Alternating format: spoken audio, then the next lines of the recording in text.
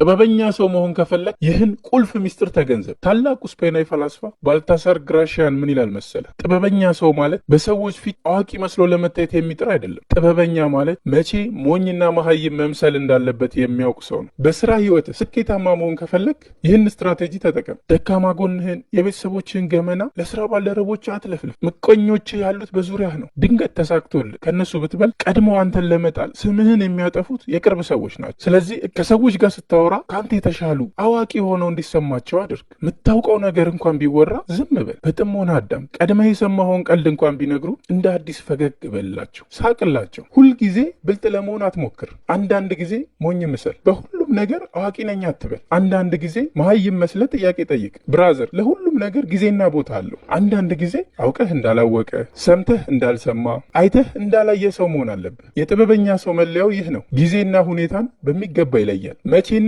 የት ጥበቡን ማሳየት እንዳለበት ያውቃል።